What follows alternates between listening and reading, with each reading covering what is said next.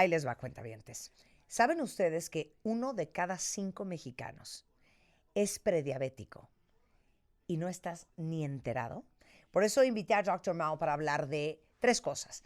La resistencia a la insulina, cómo te das cuenta que la tienes, la prediabetes y la diabetes tipo 2, y si es reversible. Diagnosticar tempranamente la resistencia a la insulina es una de estas herramientas que nos dan una ventana al futuro en tu vida, que nos dejan saber cuál es tu riesgo de enfermedades como diabetes tipo 2 y enfermedades cardiovasculares.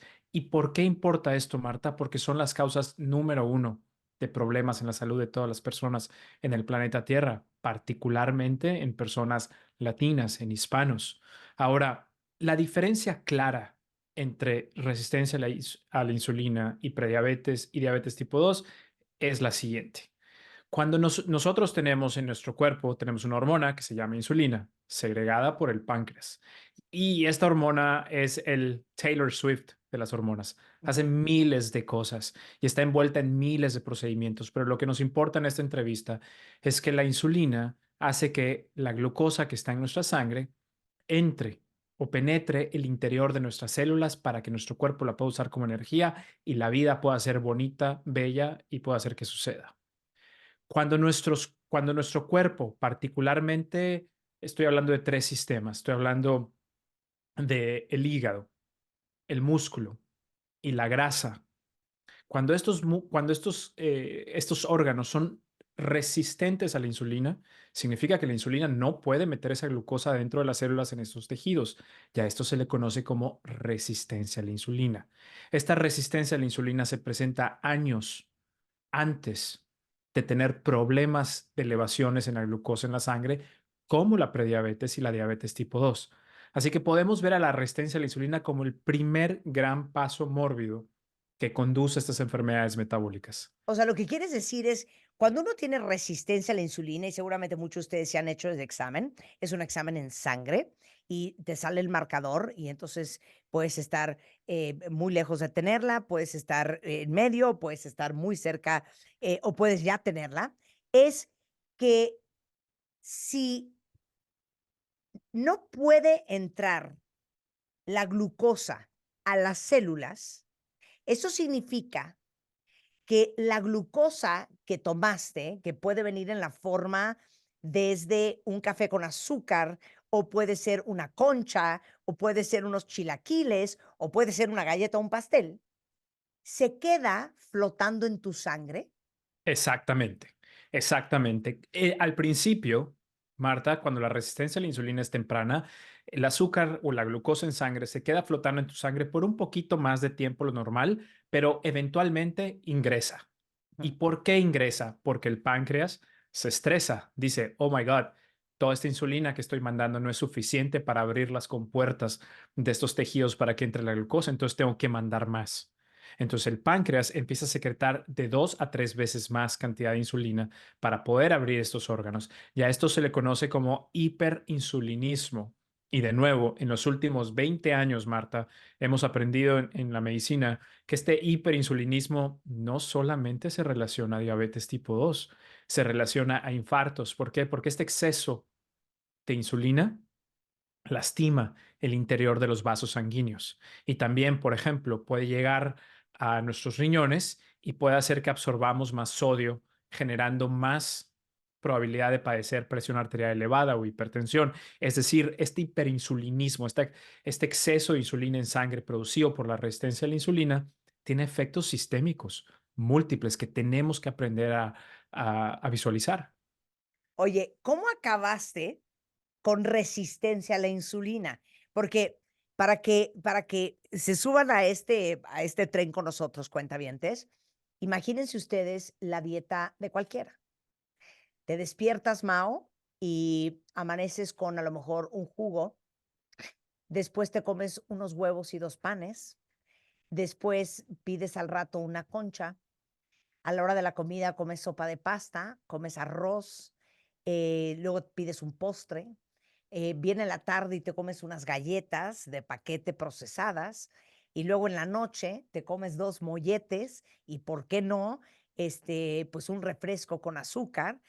O sea, todo el día, tanto tiempo todos los días metiéndole azúcar a tu cuerpo, porque el azúcar no solamente es el azúcar, es todos los carbohidratos, como las harinas, como las panes, que se convierten en azúcar en tu cuerpo, hasta que el páncreas dice: "No puedo más". Definitivamente, los alimentos ultraprocesados ricos en azúcares son parte crucial del problema, querida Marta, pero no son los únicos. Cuando hablamos de alimentos ultraprocesados, tenemos que entender algo. Son multicapa. Tienen grasas industriales, tienen exceso de sal, tienen exceso de azúcar y en breve tienen exceso de calorías.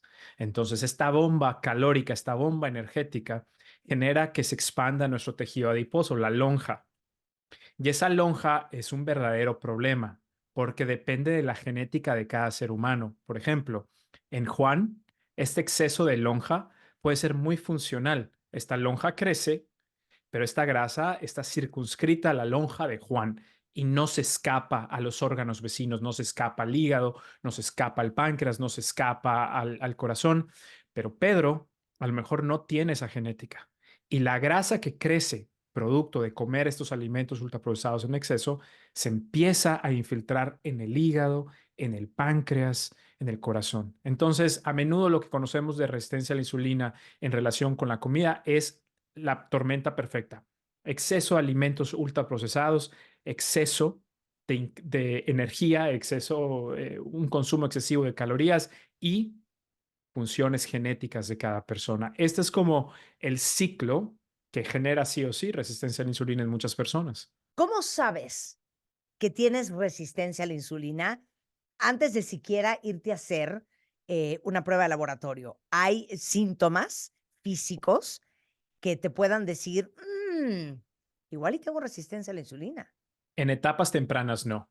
En etapas tempranas no hay manifestaciones que sean suficientemente buenas, o sea, que tengan estudios científicos validados que te puedan decir, ajá, esto significa que tienes resistencia a la insulina. En fases tardías ya se pueden empezar a manifestar algunos síntomas. Uno de estos es la famosa acantosis nigricans, que es este engrosamiento e hiperpigmentación del cuello, de la frente, de los dedos, de los codos, donde se ve como negrito estas partes, que muchas personas los confunden como manchas en el sol, etcétera, y no, es un crecimiento anómalo de unas células en la piel que dan esta textura, dan estas características. ¿Por qué se da? Por el exceso de insulina, porque la insulina es una hormona anabólica, hace a las cosas crecer. También, Marta, vemos una acumulación muy grande en el área abdominal.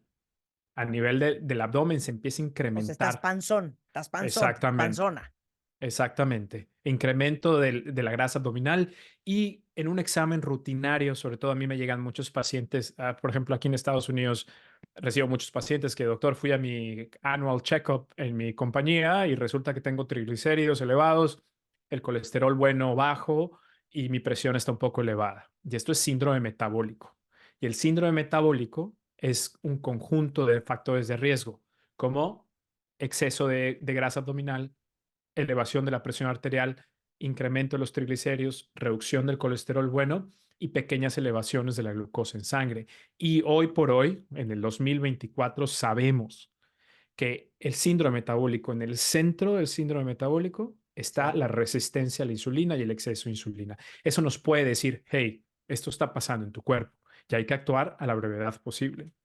Okey, esta correlación les va a encantar y nadie mejor para explicárselos que, el doctor Bao.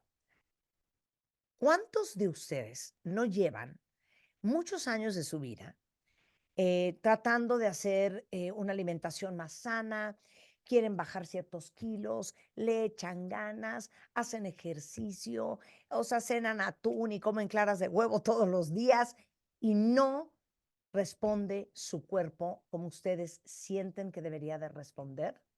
¿Cuál es la correlación entre esto y la resistencia a la insulina, Mao? Muy interesante. Te puedo decir con seguridad que hace 10, 12 años, todos los doctores teníamos la idea que el exceso de insulina hacía que bajar de peso fuera más difícil, fuera un bloqueo para que estas personas pudieran bajar de peso, que la propia insulina en exceso generaba un obstáculo para que la gente perdiera de peso. Hoy, Marta, sabemos que no es cierto. Si un paciente que tiene resistencia a la insulina empieza a comer sano dentro de los parámetros de salud que tenemos a nivel mundial, que por cierto, el plato del, ya no recuerdo si es el bien comer, el buen comer, Del bien comer, ajá. del bien comer en México es excelente, es excelente. Sí que se empieza a comer en esos parámetros y hay una reducción en el contenido de calorías que uno ingiere, sí o sí vas a perder peso y vas a mejorar la resistencia a la insulina. Digo, en teoría se escucha sencillo, no siempre es sencillo porque las personas a veces tienen más hambre por razones genéticas o por razones sociales, etcétera, pero sí es posible vencer a la resistencia a la insulina con cambios en el estilo de vida. Eso es muy importante. Ahora, decías que la resistencia a la insulina, que es una prueba que yo les sugiero que se hagan todos ustedes adultos que escuchan este programa para ver cómo están.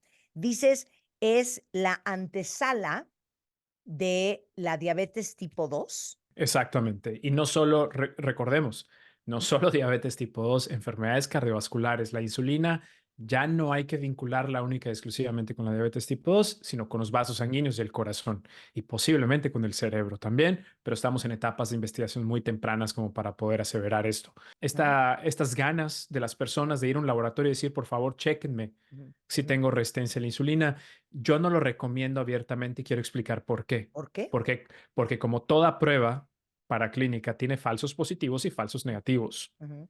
Es importantísimo que antes de hacerte estos análisis te vea un médico internista o Ah, claro, endocrinólogo calificado para que claro. te puedan no solamente decir cuál es el riesgo, sino que a veces te pueden mandar pruebas mucho más específicas Ujú. y que van más a la raíz de lo que el problema puede ser.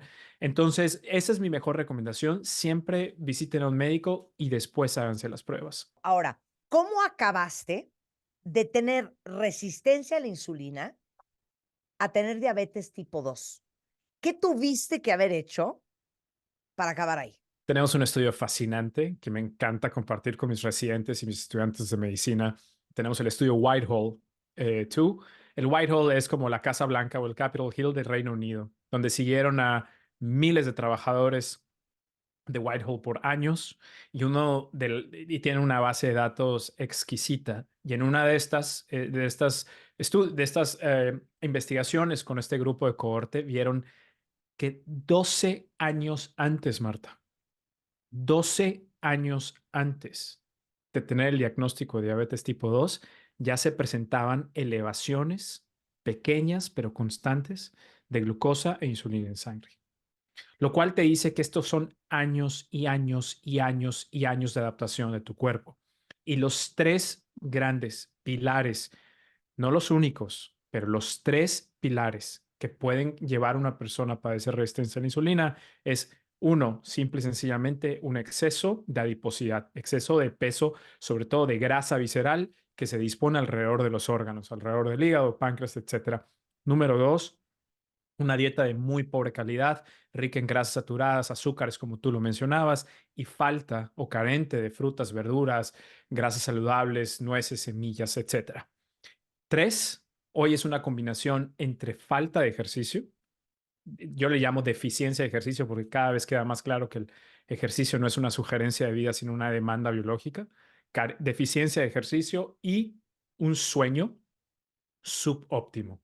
Esta es como la tormenta perfecta para que un ciudadano promedio, con el pasar de los años, pueda tener resistencia a la insulina.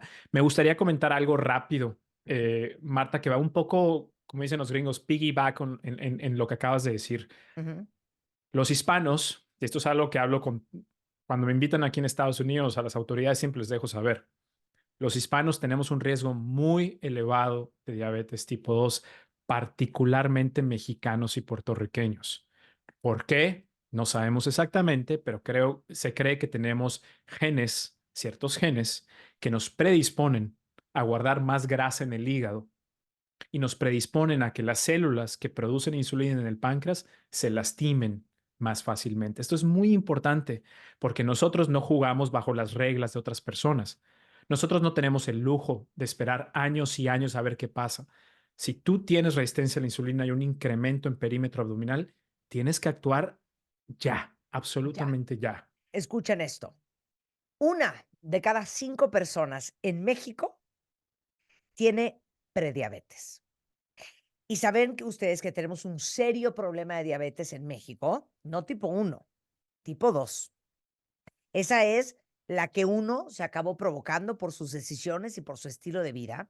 Y como pueden ver, todos los que tienen diabetes tipo 2 empezaron con resistencia a la insulina y pasaron muchos años para que se dieran cuenta. Por eso la importancia de acercarse con su médico general, con su endocrinólogo, para ver cómo está su estado de salud. Y hemos aprendido en la primera media hora de qué es la resistencia a la insulina que, y cómo acaba siendo diabético tipo 2. Vamos a empezar a hablar, Ajá. porque hablaste del ejercicio. Y Ujú. es algo que hemos hablado mucho en este programa y es algo que le hemos insistido a todas ustedes mujeres que nos escuchan.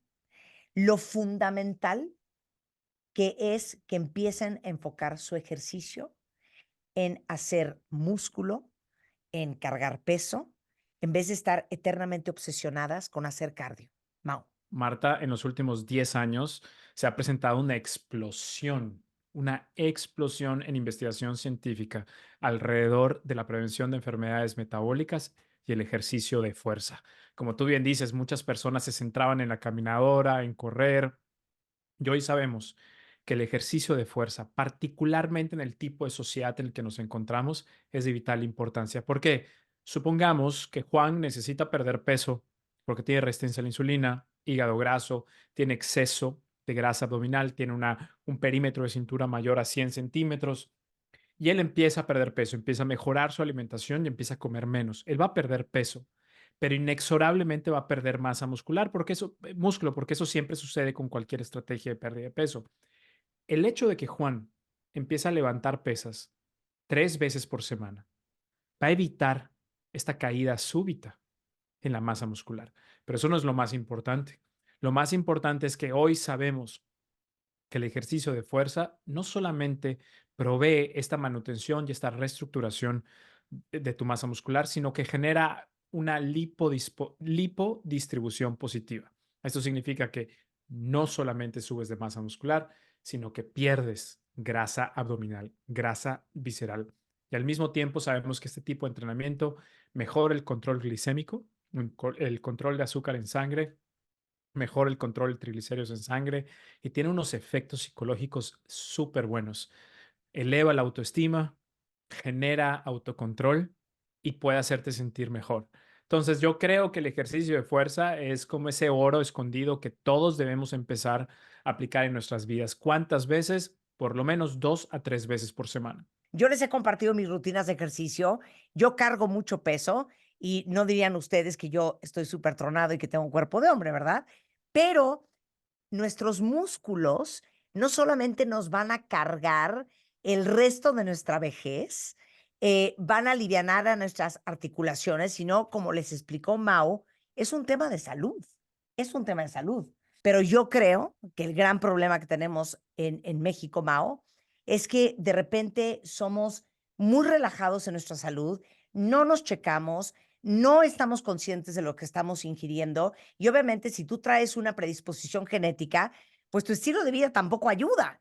Entonces, por eso hacemos estos programas, para hacerlos a todos conscientes de lo importante que es estarse checando, tener a tu médico, checarte tu resistencia a la insulina, ver cómo está tu glucosa en sangre y empezar a comer más sano y empezar a hacer más ejercicio. Por supuesto, creo que el mayor descontento que existe sobre la diabetes tipo 2 es que se generan campos, se generan tribus. La tribu de las personas que piensan que esto es una responsabilidad al 100%, la tribu de las personas que piensan que esto es responsabilidad del gobierno, la tribu de las personas que dicen que esto es 100% responsabilidad de las industrias. La realidad es que es una mezcla de responsabilidades. Y en lugar de tirar culpas, lo que debemos de buscar son consensos para que podamos todos mejorar al mismo tiempo. A mí, en 100%. lo, a mí en lo personal me sorprende que estamos en el 2024 y en las grandes instituciones, en las grandes compañías de trabajo, los empleados no tengan acceso a comidas saludables provistas por el empleador. 30 minutos protegidos para hacer ejercicio. Es decir, tampoco es como que tengamos que hacer grandísimas cosas para tirar la balanza un poco hacia la salud. Es que no nos hemos puesto de acuerdo. Am, Claro.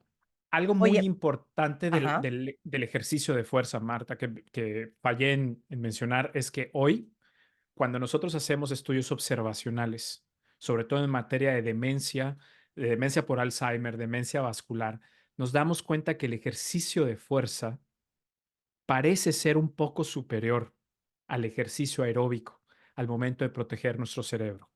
En realidad tenemos que mezclarlo, aeróbico y fuerza, pero esto es muy interesante porque no sabemos a ciencia cierta, pero creemos que el ejercicio de fuerza, particularmente el ejercicio del tren inferior, piernas, puede proteger la estructura de nuestras células y promover el crecimiento de algunas nuevas. Esto está en etapas muy tempranas de investigación, pero se cree que este tipo de entrenamiento de fuerza, levantar pesas, produce sustancias neurotróficas que hacen crecer algunas neuronas y preservar la salud de otras.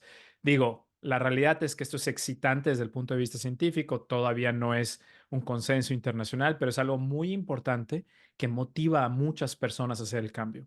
A ver, Mao, para terminar, ¿cuáles son los hábitos más efectivos para prevenir y revertir la resistencia a la insulina? Cualquier tipo de dieta que reduzca el contenido energético, el contenido de calorías, va a funcionar. Por eso tienes tribus cetogénicos, tribus mediterráneos, tribus basados en plantas, tribus hiperproteicos, todas estas visiones nutrimentales, si se reducen las calorías, vas a perder peso y vas a mejorar la resistencia a la insulina, punto y final. Pero eso no es lo que buscamos como profesionales de la salud. Yo lo que busco es que Juan no solamente pierda peso, sino que gane masa muscular, venza la resistencia a la insulina, maneje el colesterol, los triglicéridos, la presión, trate bien a sus vasos sanguíneos del cerebro, el corazón. Eso es lo que buscamos, la totalidad de la salud. Y cuando esa es nuestra visión, Marta, es indiscutible que los mayores beneficios provienen de una dieta altamente o fuertemente centrada en plantas como la dieta mediterránea, la Ujú. dieta DASH y lo que el plato del bien comer nos dice. Esto es muy, muy importante porque no todo es igual. Cualquier dieta te va a hacer bajar de peso y cualquier dieta te va a mejorar resistencia a la insulina. Pero en la totalidad de los datos, una dieta mediterránea rica en frutas, verduras, cereales integrales, nueces, semillas, lentejas, frijoles, pescado, pollo, lácteos bajos en grasas, huevo, proteínas vegetales como tempe, tofu, etcétera, es tu mejor apuesta. Eso es número uno, entenderlo, que no eres solamente tu abdomen y tu panza, eres un todo, un Claro. cuerpo que tiene que estar protegido al 100% de todo lo que sea posible. Segundo es que el ejercicio, de nuevo, quiero cambiarles la mentalidad. La gente lo ve, lo vemos todos como una sugerencia de vida. No es una sugerencia de vida, queridas personas. Es una demanda biológica. Es como dormir, hacer pipí, hacer popó, reproducirse. Es exactamente lo mismo. Es una demanda. Tercero, algo que, bueno, yo al menos cuando era estudiante de medicina no le prestábamos atención porque no teníamos toda la evidencia que tenemos ahora, es el sueño. Hoy sabemos que optimizar nuestro sueño y dormir 8 horas al día es una de las mejores cosas que podemos hacer, tanto a nivel hormonal, tanto a nivel cerebral. Entonces, yo creo que estas Ujú. tres piezas que forman la piedra angular de una mejor vida, tienen que ser puestas a trabajar de inmediato en todos nosotros, Claro. Marta. Hablas mucho tú también, Mao, sobre el intake de alimentos que sean ricos en fibra. Y hemos hablado aquí en el programa con varias personas diferentes, incluyendo The Glucose Goddess, hablando de los picos de insulina por la cantidad de azúcar que consumimos en México. Hablemos de eso y hablemos de la fibra. Detener los picos de glucosa con ciertas estrategias nutricionales es una Ujú, muy buena práctica en pacientes con diabetes tipo 2. ujú, Comer primero las proteínas, después la fibra, las grasas saludables, después los carbohidratos y escoger carbohidratos con alto contenido de fibra para que no se eleve tanto el azúcar. Eso es una muy buena recomendación en personas con diabetes tipo 2. ¿Por qué? ujú, Porque han perdido esa capacidad de manejo de glucosa en sangre tan rápida como otras personas.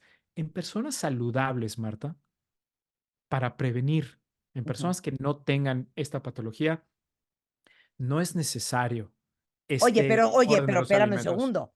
Pon tú que sea saludable y que digas que no es necesario. Pero para todas las personas que somos saludables y que queremos mantener nuestro peso o que queremos dar una bajadita, sí es importante cómo te comes la comida y cuál comida comes. Es importante qué comida comes, Ujú, de qué calidad y en qué ujú, cantidad. ujú, El orden ya es menos importante menos en una, importante. en Está una bueno, persona sana, en una está bueno. persona sana. Claro. O sea, lo que pasa es que lo que está diciendo Mao es que, nosotros tendemos a hacerlo al revés. Empezamos con lo dulce, o con los carbohidratos, y luego las verduras, y luego la proteína. Es más, cuando llegas a un restaurante, lo primero que te ponen en el centro es la hermosísima, respetable, adorada, reina canasta de pan. Entonces, ¿con qué arrancas? Con carbohidratos. En realidad deberíamos empezar con la proteína, con las verduras, con carbohidratos, complejos, y después, hasta el final, y en cantidades, moderadas, los azúcares. Pero si te quieres cuidar y si quieres controlar tu peso y si quieres dar tu bajadita, pues sí es importante la cantidad y la calidad de la comida que comes. Dices tú, Mao, es importante comer la mayor parte de las calorías en la mañana y en la tarde. Explica. Claro, esto no lo digo yo, estas son las recomendaciones de la American Diabetes Association en el último año. Le han puesto mucho énfasis a la crononutrición, es decir, a cómo, a cuándo consumes las calorías en el día. Y hoy sabemos, Marta, por procesos fisiológicos, por procesos naturales en cada ser humano, tendemos a manejar mejor la glucosa, triglicéridos, cuando comemos la mayor parte de nuestras calorías entre las 8 de la mañana y digamos las 8 de la noche o 7 de la noche. Después de esas horas, 9, 10, 11 de la noche, nuestro cuerpo ya no es tan capaz de manejar este exceso de glucosa que se pueda consumir. Y esto es importantísimo, de nuevo, para todos. Esta es una recomendación que yo le hago a todos mis pacientes, si tengan diabetes o no, pero es aún más importante para personas que tienen diabetes tipo 2, resistencia a la insulina y prediabetes. Muy importante, hemos visto que responde mejor nuestro cuerpo para manejar estos picos de glucosa, entre otras cosas, cuando comemos en la mañana, tarde y en la noche temprana, que yo le llamo, antes de las 8 de la noche. Antes de las 8 de la noche. Ujú. O sea, les acaba de romper el corazón a todos los que hacen una comida al día, pican durante la comida o mediodía y en la noche llegan desatados de hambre, buscando ese como alimento para el alma que siempre es rico en azúcares, en grasa, en carbohidratos. Perdón, claro que no hay nada como cenarte unos molletes, pero justamente hay que hacerlo al revés. Y sabemos que la gente que logra mantener su peso, que está muy sana, es gente que cena muy, muy ligero. Y si me empujas, que no cenen. ¿Puedes revertir la diabetes tipo 2? Sí, en breve sí, solo que dentro de un contexto muy estricto gramatical, ya no usamos la palabra reversión, usamos la palabra remisión. En el 2021, un panel internacional analizó los datos de remisión y nos dimos cuenta de que sí, sucede con diabetes tipo 2, particularmente en personas con obesidad que tienen menos de 4 años de diagnóstico. Si pierden por lo menos 10 kilos o más, Ujú. tienen un porcentaje muy alto de posibilidad de poner la enfermedad en remisión. Y remisión significa tener la enfermedad, no eliminarla, pero ponerla en un estado inactivo, donde no se presenten ni complicaciones ni síntomas de esta y se dejen de tomar medicinas. Si es posible, ya han habido por lo menos 3 estudios enormes que lo han demostrado. Déjenme decirles que Doctor Mao, que como les digo está basado en Nueva York, tiene un programa espectacular para todos ustedes que quieren tener una vida más saludable y que están batallando con su alimentación y con su resistencia a la insulina y que son prediabéticos. Cuéntales, Mao. Claro, tenemos un programa que se llama Conquista la Diabetes Tipo 2 y quiero explicarles en un minuto lo que es. Marta, cuando tú me preguntas cuáles son las recomendaciones, nosotros tenemos recomendaciones internacionales. Se requiere una nutricionista o un nutricionista especialista en diabetes tipo 2 en tu equipo multidisciplinario. Necesitas un doctor internista con o endocrinólogo que esté centrado en problemas metabólicos. Necesitas un psicólogo o psicóloga con especialización en terapia cognitivo-conductual y necesitas un equipo de apoyo. Este equipo multidisciplinario, si lo pones en un programa intensivo de cambios de estilo de vida, es lo que más evidencia tiene de éxito. para ayudarte a poner esta enfermedad en remisión o, en el peor de los casos, mejorar tu estilo de vida y reducir el consumo de ciertos medicamentos. Nosotros tenemos un plan de esta naturaleza que se llama Conquista la Diabetes Tipo 2 y Ujú. para no hacerles el cuento grande, lo que pueden hacer es que se pueden inscribir a nuestro boletín informativo en drmauriciogonzalez.com, drmauriciogonzalez.com, lo repito, drmauriciogonzalez.com, se inscriben y les va a llegar toda la información. Así de sencillo. Sensacional. ¿Y saben qué? Ser parte de una comunidad que está buscando el mismo objetivo que tú es muy inspirador y es muy motivacional. Te recuerda que no estás solo, encuentras otra gente que está en el mismo camino que tú y que te puede apoyar cuando flaqueas y que te puede aplaudir cuando triunfas, y no hacerlo solo es una muy buena idea. Eh, Dr. Mauricio González .com para que lo busquen. Igualmente, cualquier cosa pueden buscar a Dr. Mao en redes sociales, en Instagram, es Dr. Mauricio González igual. Mao, te mando un gran beso. Muchísimas gracias por esta conversación. Gracias, Marta, lo disfruté muchísimo. Espero que hayamos ayudado.